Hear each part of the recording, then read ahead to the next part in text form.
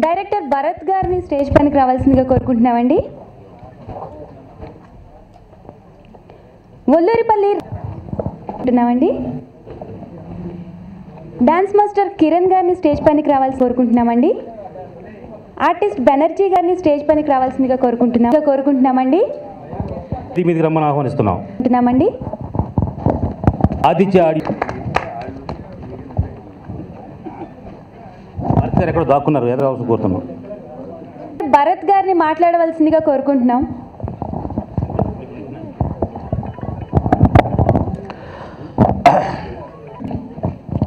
మనం చాలాసార్లు కలుసుకున్నాం.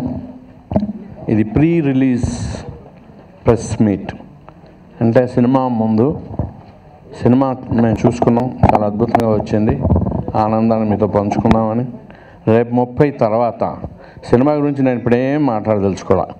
రేపు 30 తర్వాత సినిమా మాట్లాడుతుంది, మీరే మాట్లాడతారు, మనందరం కలిసి పేపర్లో ప్రజలకు మాట్లాడతాం, ప్రజలు మాట్లాడతారు. పోతే నేను ఇక్కడ ముఖ్యంగా ఈ సభలోకి రావడం కారణం, కట్టా రాంబాబు గారు నాకు చాలా కాలం నుంచి పరిచయం. ఆయన సినిమా తీద్దామని ముందుకు వచ్చాడు. మీ అందరికీ తెలుసు ఎంత ధైర్యం చేసి ఈ ప్రాజెక్టు టేకప్ చేశాడు. అలాగే నాకు కొంచెం ముందు డౌట్ ఉన్నా కూడా తర్వాత ఎన్ని ఒడిదొడుకులు వచ్చినా ఎక్కడ ఆగకుండా అనుకున్న ప్రకారంగా సినిమాని ఈ రోజుకి పూర్తి చేసి రేపు 30కి మనం ప్రజల ముందుకు రావడానికి సన్నాహాలు చేశాడు. దానికి నేను చాలా ఆయన అప్రిషియేట్ చేస్తున్నాను. ఆయనకు సహకరించిన అందరికి కూడా కృతజ్ఞత తెలియజేస్తూ, ఈ సినిమాకి ఒక స్పెషాలిటీ ఉంది. జనరల్గా రొటీన్ సినిమాలు చూసి విసిగెత్తిపోయిన జనానికి ఈ సినిమా డెఫినెట్గా నచ్చుద్ది. ఎందుకంటే నెంబర్ 1 నయీం బాయ్ అనేది పాయింట్ చాలా కొత్త పాయింట్. అది లేటెస్ట్గా ఈ మన టీవీలోని పేపర్లో చూస్తున్నాం. దాన్ని తీసుకుని రాంబాబు గారు కరెక్ట్గా నయీం ఎలా ఉంటాడో మేము సరిగ్గా చూడలేదు, కానీ ఈయనలాగే నయీం ఉంటాడు అనేంత గొప్పగా ఆయన గెటప్ని తీర్చిదిద్దారు. ముందు దర్శకుడు భరత్ని అభినందించాలి. ఎందుకంటే సీనియర్ ఆర్టిస్టులు పనిచేయడం ఎవరి వల్ల నవ్వుద్ది, ఏ డైరెక్టర్ని చేయగలడు. కానీ ఒక కొత్త ఆర్టిస్ట్ని ఆ గెటప్లు పెట్టి ఆ మేనరిజం పెట్టి అలాగా చేయటం అనేది చాలా గ్రేట్ థింగ్. అందుకు ముందుగా భరత్ని అభినందిస్తున్నాం. ఎందుకంటే భరత్ ఇవాళ డైరెక్టర్ కాదు, ఒకప్పుడు తపస్సు, డాక్టర్ బిఆర్ అంబేద్కర్ లాంటి చిత్రాల నుంచి లేటెస్ట్గా మైసమ్మ ఐపీఎస్ లాంటి హిట్ సినిమాలు తీసిన మంచి డైరెక్టరు, 35-36 సినిమాలు తీసిన ఎక్స్పీరియన్స్ డైరెక్టరు. అతని చేతిలో ఈ సినిమా పట్టడం, అలాగే రాంబాబు గారు ఖర్చుకి ఎక్కడా వెనుకాడకుండా చాలా రిచ్గా కాస్ట్లీగా తీశారు ఈ సినిమా. మనం ఇవాళ ట్రైలర్స్ చూసాం. అంత మంచి సినిమా ప్రేక్షకులకు వెళ్తే సరైన డిస్ట్రిబ్యూటర్, సరైన రిలీజ్ డేటు ఉంటే సక్సెస్కి మూల కారణం అవుద్ది. ఆ ఉద్దేశంతో రేపు 30వ తారీఖుని సినిమా అన్ని ఏరియాల్లోనూ కూడా చాలా ఎక్కువ థియేటర్లో రిలీజ్ చేస్తున్నారు. ఒక మంచి సినిమాని ప్రేక్షకులు చూడటానికి అవకాశం కల్పించేలాగా డిస్ట్రిబ్యూటర్లు అన్నీ కూడా థియేటర్లు కూడా మాట్లాడి కరెక్ట్గా చేస్తున్నారు. కాబట్టి ఈ సినిమా పబ్లిసిటీ విషయంలో కానీ ప్రొడక్షన్ వాల్యూస్లో కానీ ఎక్కడ ఒక పెద్ద బడ్జెట్ సినిమాకి తగ్గకుండా ఈ సినిమాని తీశారు.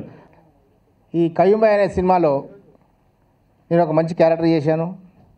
నాకు ఈ క్యారెక్టర్ ఇచ్చిన శారదాదేవి గారికి, కట్టా రాంబాబు గారికి, దర్శకులు భరత్ గారికి నమస్కారాలండి. ఈ సినిమా హిట్ కావాలని మనసారా కోరుకుంటున్నాను. మళ్ళీ చెప్తానే ఉంటాం, కయ్యూమ్ బాయ్ మంచి సినిమా అండి. ఫ్రమ్ ద వెరీ బిగినింగ్ ఎప్పుడైతే స్క్రిప్ట్ చేశారో స్క్రిప్ట్ దగ్గర నుంచి నేను ఉన్నాను. అండ్ ఎస్పెషలీ భరత్ అందరూ చెప్పినట్టు is a good technician. Unfortunately ఆయనకి రావాల్సిన స్థానం ఇంకా not he's come at. I think after this film he will go to places. Katta Sharadadevi garu producer, మా చెల్లి లాంటిది. ఈయన బావ పన్నీరు. సో ఇదంతా ఇది ఒక ఫ్యామిలీ అఫైర్ లాగా ఉండేది. షూటింగ్లో అయితే మాకు పిక్నిక్ అండి. రోజు అసలు it was like A picnic. Evening అవగానే అందరూ సరదాగా అందరూ కూర్చుంటాం, మాట్లాడుకుంటాం. హోటల్స్ సాయంత్రం రండి బావ ఈ గుంటూరు నుంచి వచ్చేవాళ్ళు, అక్కడి నుంచి భోజనాలు తెచ్చేవాళ్ళు. అలా సినిమా షూటింగ్ చేసినంతసేపు మరి ఆయన ఎన్ని బాధలు పడ్డాడో, డబ్బులు ఉన్నాయో లేవో తెలియదు కానీ, బట్ డబ్బులు లేవు అన్నట్టు ఫీలింగ్ ఎక్కడా లేదు. He spent a lot of money and సినిమాని సినిమాలాగే తీశాడు. ఏదో చుట్టేద్దామని కాకుండా ఎక్కువ ఖర్చు పెట్టాడా తక్కువ ఖర్చు పెట్టాడా పక్కన పెట్టేస్తే ప్రొఫెషనల్ సినిమా ప్రొడ్యూసర్ ఎలా తీస్తారో, ఎక్కడే ఖర్చు పెట్టాలి, ఏం చేయాలి, ఏ టెక్నీషియన్స్ పెట్టాలి, ఏ ఆర్టిస్టులను పెట్టాలి, అందరినీ పర్ఫెక్ట్గా everybody choose and that credit goes to Rambabu and Bharat. And Naeem అదే అంటూ ఉండేవాడు, పొరపాటున ఎక్కడైనా తిరుగుతూ ఉంటే మళ్ళీ నయీం అసలు ఎన్కౌంటర్ చేశారన్నారు, చేయలేదు, ఇక్కడే తిరుగుతున్నాడు, వాళ్ళ గ్యాంగ్స్టర్స్ సార్ నేను వేసేస్తారు జాగ్రత్త అని. సో మీ అందరికీ మేము చెప్పేది కదా, మీ అందరికీ కూడా ఫోటోలు చూస్తే అలా అనిపిస్తూ ఉంటుంది, నయీం లాగా ఉన్నాడని.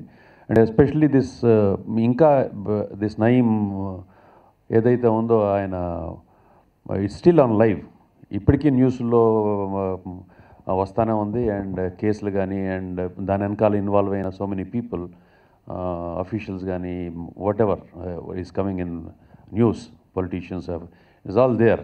సో ఆడియన్స్లో ఒక పెద్ద క్యూరియాసిటీ ఉంటుంది, వాళ్ళు పేపర్లో కొంచెం అట్లా చదివి ఉంటారు, కానీ సినిమా వాళ్ళు డెఫినెట్గా దాని గురించి రీసెర్చ్ చేసి ఏం జరుగుంటుంది అనేసి అని చేసి అన్నీ కూడా పెట్టుంటారు. ఏదైతే మన న్యూస్లో చూడలేదో చదవలేదో అవన్నీ ఉంటాయనే ఒక ఇంట్రెస్ట్ డెఫినెట్గా ఆడియన్స్కి. I feel audience will have 100% interest to watch this film.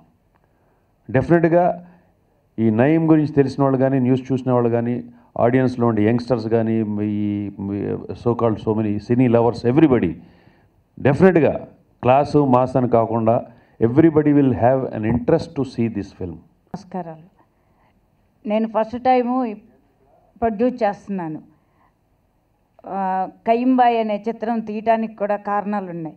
ఆ పేపర్లో అవన్నీ చూసి కయింబాయ్ అనే చిత్రం తీద్దామని భర్త గారితో సంప్రదించి ఇవన్నీ మేము చేసుకొని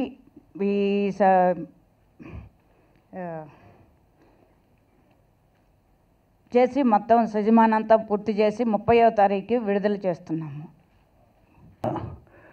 వీడియో కమిటీ వాళ్ళకి, పిఆర్ వాళ్ళకి, నా ఫ్రెండ్స్కి హృదయపూర్వకంగా నమస్కారం చెప్తున్నాం. ఇప్పుడు నాకు ఒక దెయ్యం అనేది ఒకటి ఉందండి. నేను మెడ్రాస్ వెళ్ళినప్పుడు నేను కూడా చిన్నప్పటి నుంచి ఒక హీరో అవుదామని, ఒక ఆర్టిస్ట్ అవుదామని కొంచెం చిన్నప్పుడు కొంచెం గ్లామర్గా ఉండేటప్పటికి ఇంట్లో చెప్పుకున్న మెడ్రాస్ వెళ్ళిపోయానండి. కానీ ఆ థీమ్ అనేది 18వ సంవత్సరం మెడ్రాస్ వెళ్ళిన తర్వాత ఆ థీమ్ ఈ రోజు నెరవేరిందండి. ఈ రోజుకి 50 ఏళ్ళకి ఈ క్యారెక్టర్ చేయటం, అది కూడా ఈ క్యారెక్టర్ నేను చేస్తే బాగుంటుందనే ఉద్దేశం మీద భర్త గారు కానీ మీ అందరి కలిసి అనుకోవటం, దానికి ముఖ్యంగా నా శ్రీమతి కట్టా శారద నాకు మ్యాక్సిమం అండ్ వాళ్ళ బ్రదర్సు పల్నాడు శ్రీనివాసరావు, ధనంజయ్ గారు, తర్వాత ఇంకా మెయిన్ పెద్ద ఆయన పత్తిపాటి పుల్లారావు, వీళ్ళందరూ సహారంతో ఈ సినిమా నుండి ఎంత ఖర్చు అయినా పెట్టి దీన్ని ఇటు కొట్టాలి, సినిమా పరంగా చేయాలి అని చెప్పేసి దాంతోనే బాగా బ్రహ్మాండంగా చేశారండి. నేను చూశాను సినిమా అయితే ఎక్స్ట్రా చాలా బాగుంది. ఈ ఫంక్షన్ ఎందుకు పెట్టానంటే ప్రీ రిలీజ్ ఫంక్షను, అందులో ఆడియో కూడా నాకు రెస్పాన్సిబిలిటీ వస్తుంది సార్, చాలా బాగుంది సాంగ్స్ అని చెప్పేసి ఆడియో పెద్ద హిట్ అయిందండి.